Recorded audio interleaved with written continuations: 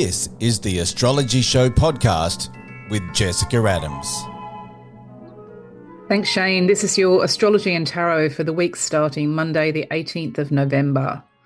First of all, thank you to everybody for your feedback on that prediction about the US election.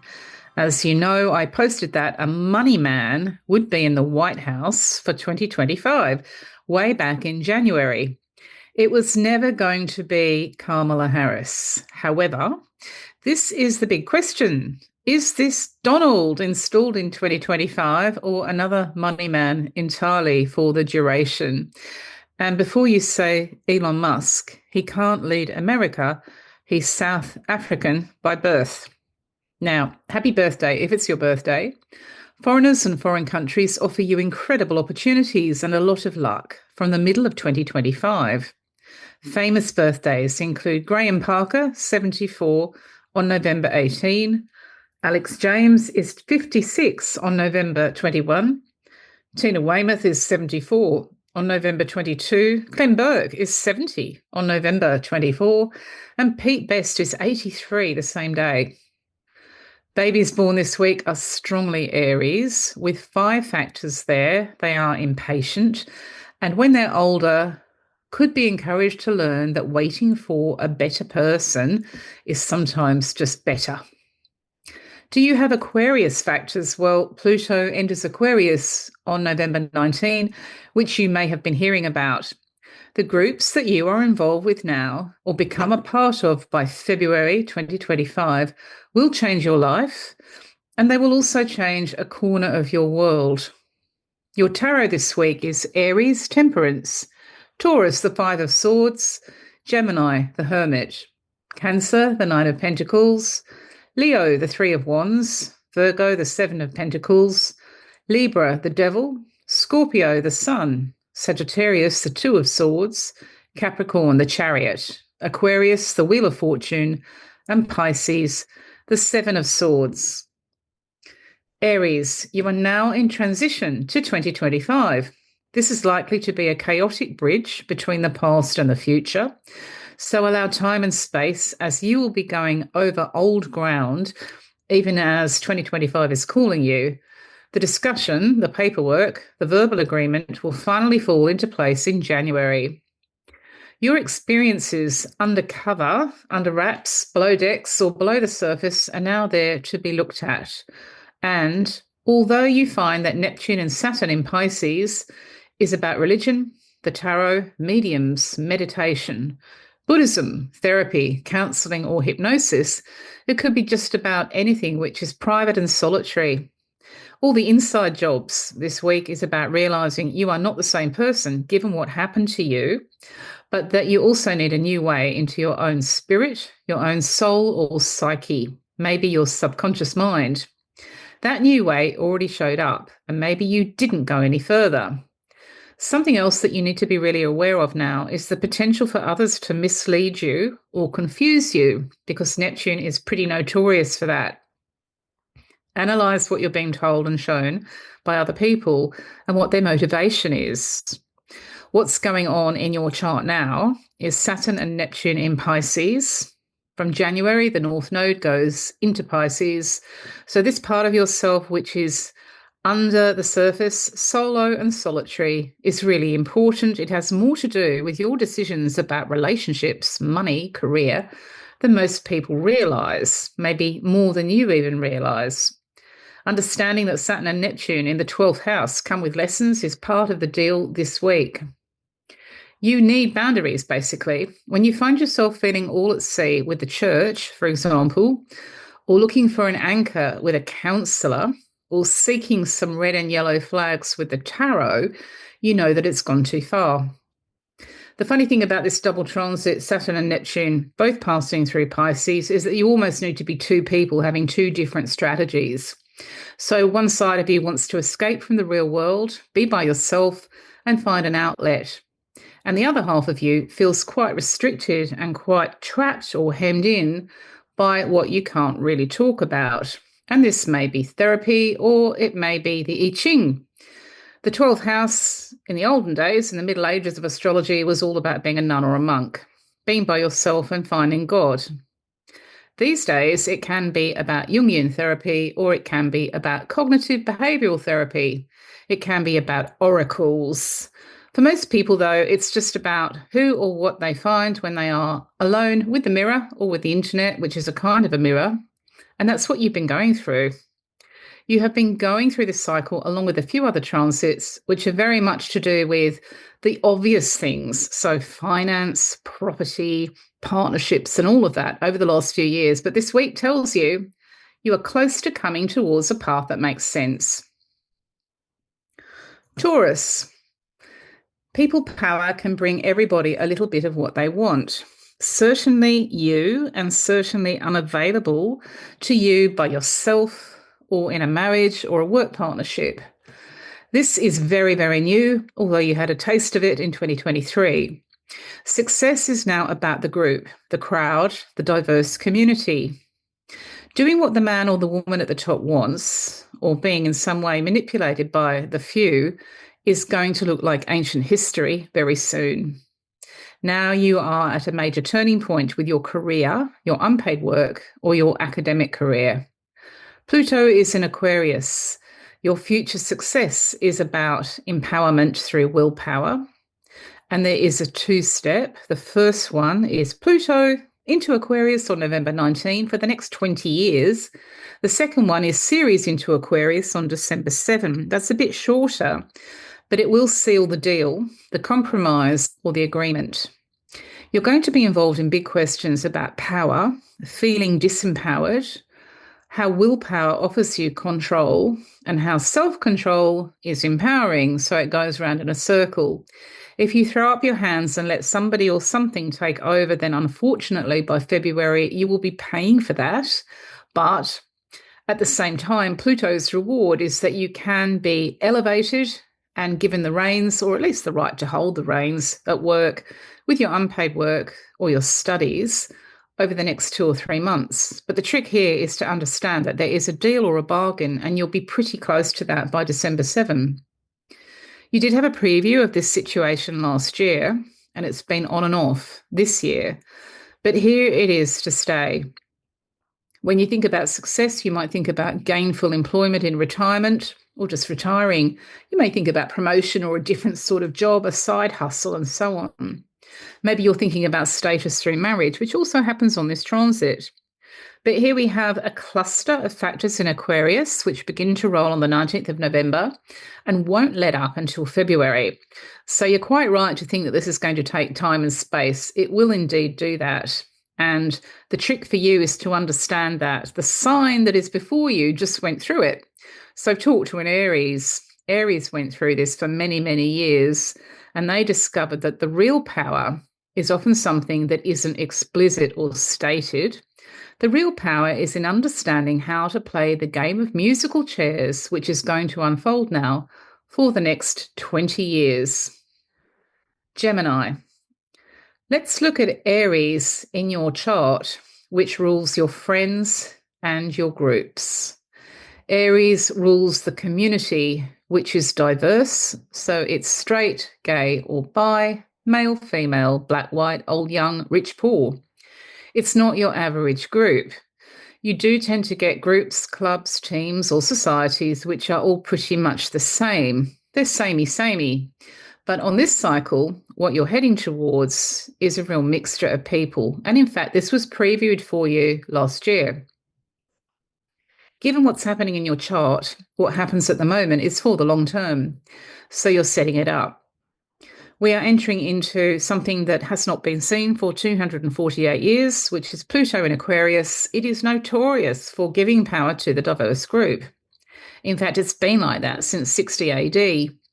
And here you are with your social life, your social media, or a more uniform kind of organisation like a trade union or a band. Whatever it is, it has the power to change you and the power to change a corner of your world. If you have anything in Aquarius in your birth chart, you can double that message because you are moving into a new phase of your life when you will be supplying the circle, the network, your friends with what they need, and also understanding that you don't have to get lost in that in order to make it through. So you can be a little bit separate. If you think about people who are on the outside of any group but massively influence what happened, you're getting closer. So this is where we find you this week. Nothing happens all at once in astrology. It's in stages for you this week. And the really big leap will be May 2025. There may already be a discussion about that. So you're putting it in your diary or your calendar. Or you may find that May 2025 is in a contract or a piece of paperwork. Even if it's not, you are now on the road to something that's quite different for you. The group and your friends will be a holiday from the real world in the second half of next year as Neptune goes into this zone of your chart. At the same time, there will be restrictions, which might sound that it's contradictory, but you may find that it's a little bit like going for a surf or a swim on the beach, in that you have to observe the lighthouse and the red and yellow flags at the same time that you feel that you're escaping. So that's what's being lined up for you. Lots of Gemini people understand that within a group, you have to have space and a lot of freedom and tolerance in order to make it work. You are an air sign, so you circulate, but you also understand that everybody needs a bit of oxygen. And that will also be coming through for you over the next 7 days. Cancer. Well, with Mercury retrograde in your workload and well-being sector, you will now have to retrace your steps until January, reschedule your diary, or even deal with a total reversal. It will take you back to the opening days of November. You have not finished with this either, or it has not finished with you, as you will be spinning your wheels backwards and forwards, probably because of other people. So you might read on the internet that Mercury retrograde is over, but it's really not. On the plus side, it's a great time for beta testing in a notebook or mental rehearsal. You can finally count on committing in full detail, in tiny detail, in January, when everybody else's rescheduling is finally over.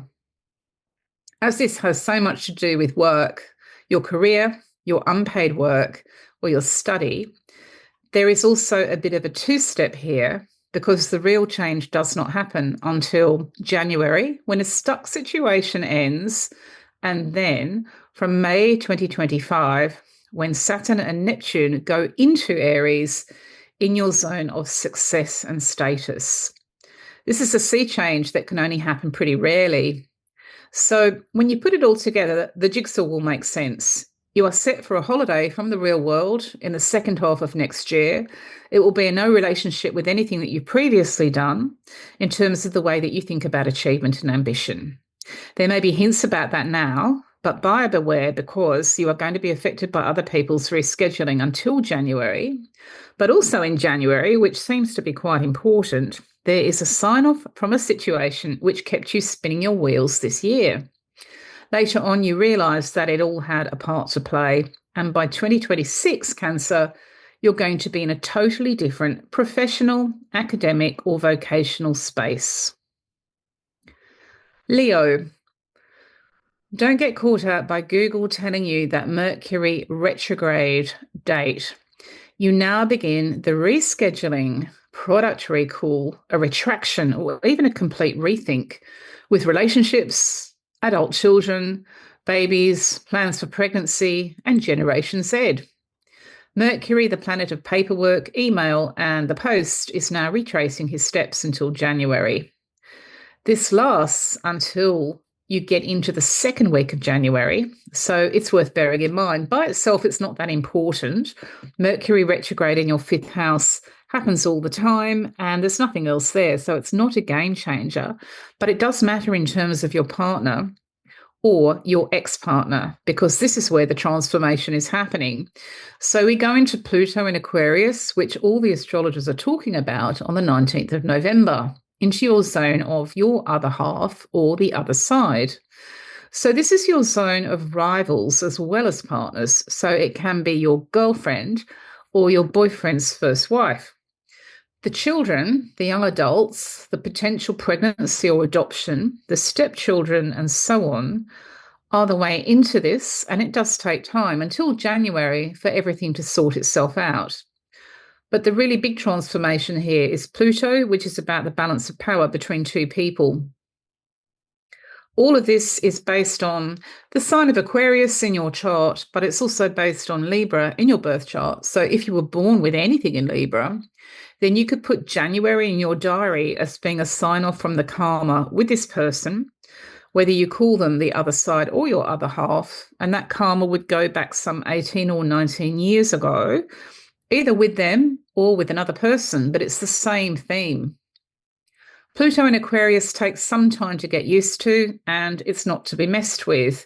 It tends to coincide with massive changes in society and the world, but in your own corner of the world, it is showing up as looking at the scales that exist between you and a partner, or you and somebody who's against you, and understanding that Pluto is about reconfiguring the scales is part of what this cycle is all about. It may be legal, because Libra in your natal chart rules the scales of justice. In your solar chart, the 7th house is the same thing. It's about this side and that side. And that's why this cycle has a reputation for legal issues, given it's with you for 20 years. If you are going into something new with your other half, get another pair of eyes on it. To conclude this week, what you're noticing is the younger generation is going backwards and forwards for you. And that will be the case until January. It probably does have an impact on your marriage, your de facto partnership, or your relationship with your ex. And therefore, it's worth paying attention to, as the real decisions are going to come January, February. Virgo, let's talk about your former, current, or potential partner one more time, because this is going to take time to sort out. This may also be about your arch enemy, your rival, or opposition. You are in transition with this person, be it your other half or the other side, and you will sign off from this episode in May 2025. If your home or family, your property or household, town or country is involved, then expect to see a standstill, a reversal, or a complete rethink of your plans involving this person until January, because your ruler Mercury is retrograde. But still, that's not quite as important overall as Neptune in Pisces and Saturn in Pisces in your 7th house of partners and also opponents. The person that you do call your other half or the other side is now in focus. And the thing that you're noticing this week is how out of focus everything has been. No boundaries, very blurred lines, and a lot of fuzzy vision. By May 2025, this is over in your life. But until then, you need to do something that makes sense. If you've ever walked along a beach and the tide comes in, you learn how to judge where the tide is going in and out, and you avoid that. If you get distracted, then you pay the price, even if your feet just get wet. And it's exactly the same with this man or woman. What you have been dealing with for such a long time now is no boundaries, blurred lines. Everything is random. It's all over the place, all the time and everywhere. And this can be your wife, but it can also be your brother if he is against you. However it's been panning out for you, Virgo, what works on this transit so well, and particularly this week, is paying attention to what is once again random or confusing and doing something about it. Neptune transits are contained and controlled by being aware of them and conscious of them, and this is the case for you. In fact, you are sharp enough as a Virgo to understand it's the fine details, and sometimes all you have to do is put a bit of a rule back in, or maybe put one in for the first time. As you know, this cycle does end mid-2025, which will be a huge change for you. But the other thing about this week, which may be relevant for you, is that the power and control issues with your son or daughter, your stepchildren, pregnancy, adoption, IVF, and related issues end on the 19th of November. This is a two-step. The 19th of November sees Pluto go out of the zone of your chart. So years and years of trying to use the pressure that's on you to push back are no longer relevant. And by December 7, there will be a sign-off compromise or agreement, no matter if this is adult children or the question of having a baby at all. This also ties in with what you're seeing in your chart this week. Libra. With short journeys, commuting, the web, and the media, you must now put up with a standstill thanks to Mercury retrograde, a waiting game or a delay until January. Fortunately, you have known about this for a long time if you're a regular reader or listener to the Astrology show. So you have avoided getting too far into major ventures. If you now find yourself stuck or even with a reverse decision by January, it is down to the retrograde cycle, which is hovering. You now have permission to think about how your lifestyle and your workload will be different from next May 2025, according to your horoscope. This week, what is going on is a kind of retake of the whole year. Because you're going towards Christmas or Thanksgiving and New Year, you may be looking back and thinking, is there more of the same? There really isn't. And in fact, Saturn and Neptune in Pisces in your sixth house of workload, well-being, and daily routine will be history from the middle of next year. So if this date, May 2025, is already turning up in your planning, that's probably why. At the moment, though, you do have to deal. One way around this transit, which is working well for some readers, is that they split themselves into two, or they have two strategies or two areas of life. One is the holiday from reality, and the other one is where they have to play a waiting game. So, for example, you may have two jobs, or you may have a career and a side hustle. You may have a part of your health and fitness, which is total escape, like wild swimming. And then on the other half, you've got a diet that you have to stick to. One is Saturn and one is Neptune. These two planets are pretty well known in astrology. Saturn has been researched and observed for a very long time. Neptune, not quite so long, but we still know that one is about restriction and honouring a waiting game, dealing with what cannot be avoided. And the other one is so different. The other one is about taking both feet off the ground. So if you've been feeling that conflict or contradiction within your career, your unpaid work, or your study, that may explain a few things. And if your health has been a major issue, then again, you've been offered two versions of the same situation. Splitting yourself in two is impossible, but dealing with the situation until May next year comes down to strategy. And this week will show you how you might proceed. Scorpio. Well, you've been dealing with Neptune influencing the world of the bedroom, courtship, children and young adults for years. And you know the confusion that comes with that, and also the importance of having boundaries with your son, your daughter, godchild, niece, nephew, grandchild, and so on, even millennials or Generation Z as a whole. This also applies to lovers with parenthood potential or partners who have children from a previous relationship. Now you are in a transition period. You will be out of the situation in May 2025 when Neptune and Saturn will leave Pisces. They are obvious to you this week, though, so let's drill down into that transit. The first thing to say is that it's very, very common to have blurred lines or fuzzy confusion over where he or she fits and should be in your life. And this will apply to you no matter if you're talking about courtship or the bedroom, a son or daughter, grandchildren, and so on. This does have an endpoint, as you've heard. For whatever reason, it is halfway through next year. But in the meantime, you have Christmas coming up and Thanksgiving, and usually there's times when decisions have to be made about the younger generation or partners. Therefore, this is not a bad week to identify exactly where the confusion set in about who belongs where and what's really going on. There is a kind of a randomness about a Neptune transit that means it's almost impossible to tell what's coming in, where it's stopping and where it's going. And this has been going on for such a long time for you, not just with relationships, but also with the world of children, that you may have thought it was almost normal. It isn't, and it will stop. But for now, it's not a bad moment for you to lay down the law as best you can, or to understand it when other people are trying to do the same thing.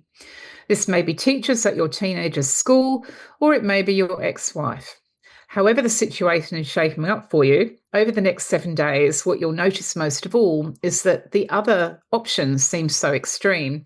It may seem to you as though the only thing to do is to float along with things, or to become quite restricted and to put down all sorts of heavy new rules for yourself, which seem quite difficult.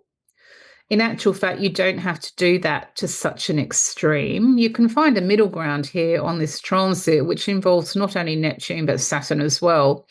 So it may be a bit of floating and drifting with it, but also a decent amount of respectable boundary setting. They call this the zero boundary cycle, and it's also known with Saturn as well as too many walls and bridges, which is a weird thing to say about it, but if you think about it, it could be as basic as your son having no boundaries about your granddaughter, but at the same time, you have no access. It's on that level. Finding a way through can sometimes be about intuition or the sixth sense, and you're welcome to use the tarot on my website to find out if that helps you. Sagittarius. You'll know where you stand with the final details regarding your family, your house, your hometown, homeland, apartment, or your household next May 2025, when the end of an era arrives. Neptune goes out of Pisces.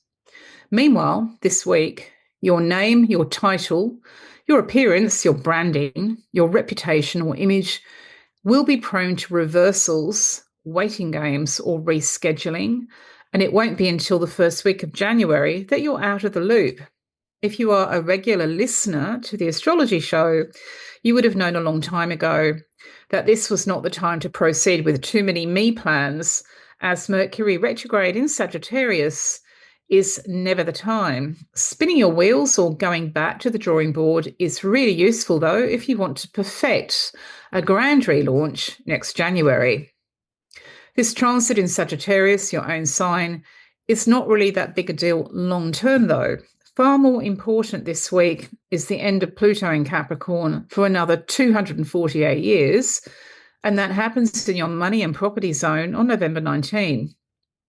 You have had this cycle since 2008, and you had a preview of what life would feel like without endless questions about control and self-control last year.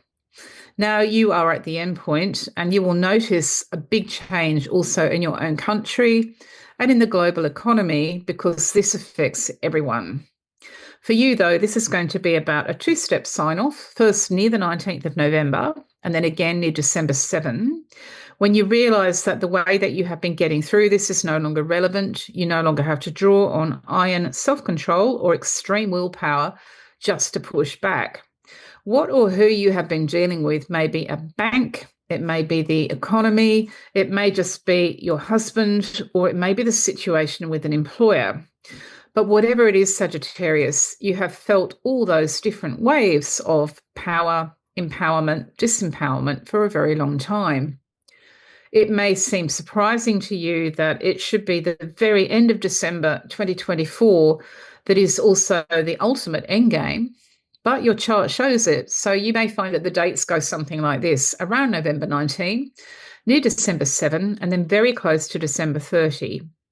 New Year really will be New Year, and you can approach your finances, property, business, charity, or valuables with a completely different set of attitudes and angles. Capricorn. Capricorn, this week is the end of Pluto in Capricorn, which means that your portrait, your reputation, your title and appearance are no longer such intense issues. It started in 2008 and it ends now. Sometime between 2008 and 2024, today, you went through a major transformation which gave you huge power because of your face, your title, your name. And you also experience the flip side of that, which is to understand what it feels like to have no control over your internet self, your media self, or even the person that you look at in the mirror. This cycle stops on November 19.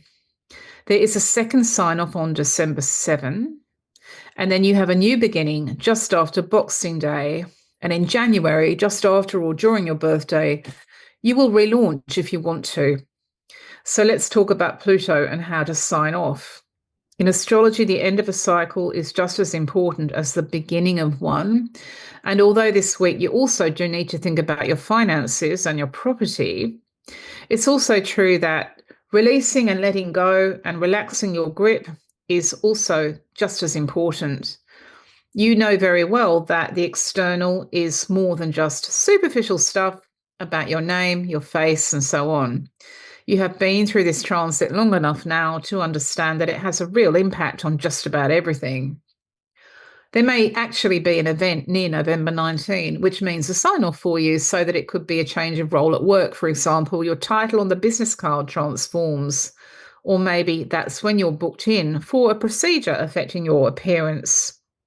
Whatever it is, you are now on the downhill slope, Capricorn, and by the time that you hit your birthday, you will understand it's no longer necessary to have such tight self-control or such a heavy grip on the way that you appear.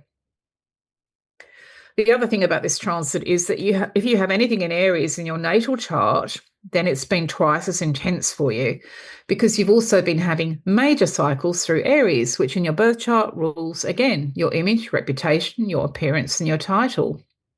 Even if you don't, or you don't know, this is not a bad week to look at 2025 and think about how it would be if you no longer had to be quite so driven or pushed about the way that you were seen or appeared.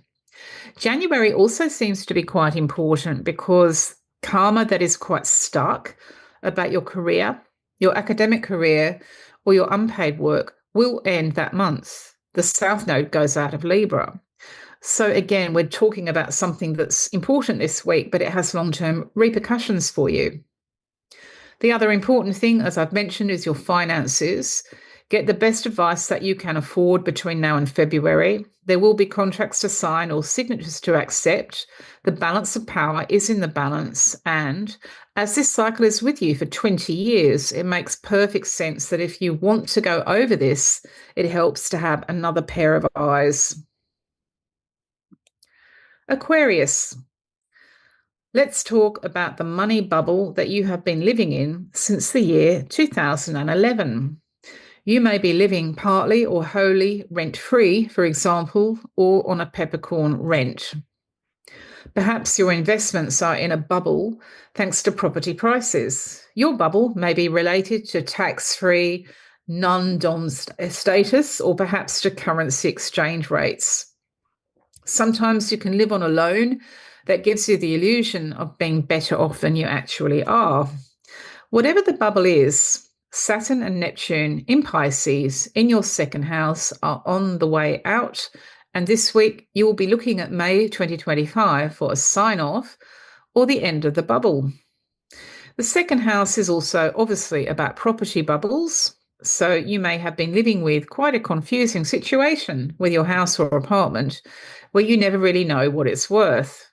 Again, May 2025 is a sign-off. Putting all this together with a bit of detective work, it's pretty clear that around June, July next year, we are going to see a massive global change in property prices.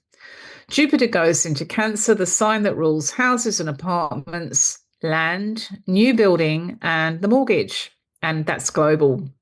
So your own situation will be applied to that, and maybe you've been talking about the middle of next year or thinking about the second half of next year in terms of changes that you're going to make or see.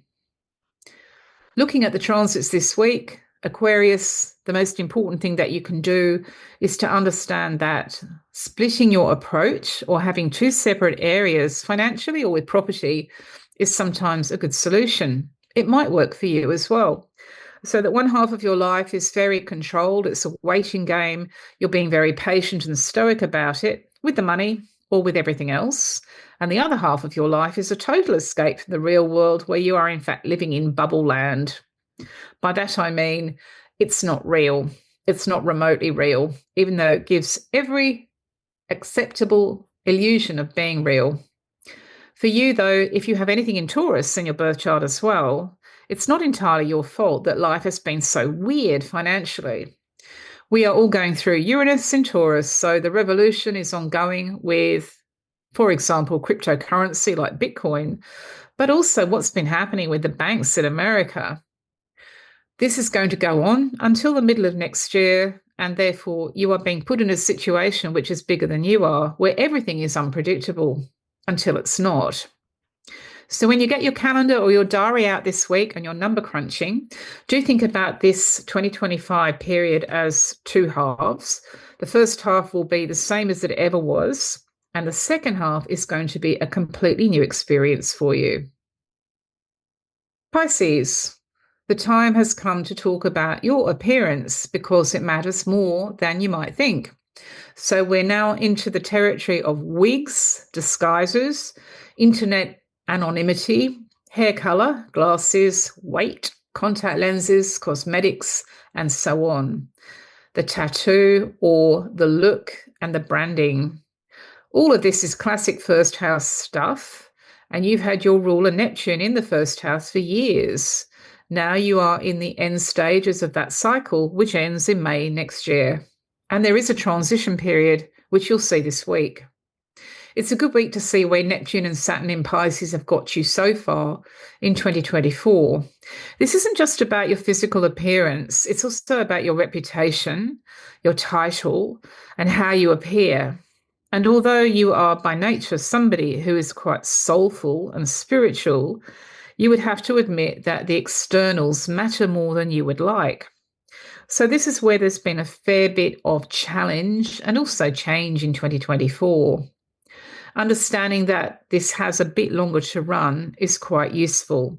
In fact, you could get out your diary or your calendar and make plans between now and May 2025 for your branding, your title, your reputation, or your look. If you have found it confusing to date, and maybe just confused others a little bit, this is pretty par for the course.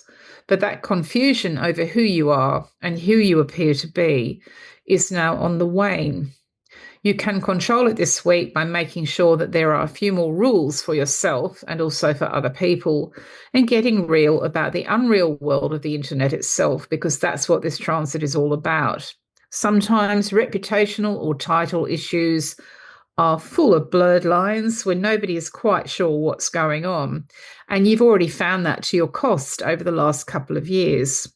Now, Pisces, if there is anything that is there about you and the way that you are seen and you are not totally clear, remember what happened last time and lay down the law or draw the line. It's not naturally for you to do that because your sign is all about being hazy on all that stuff.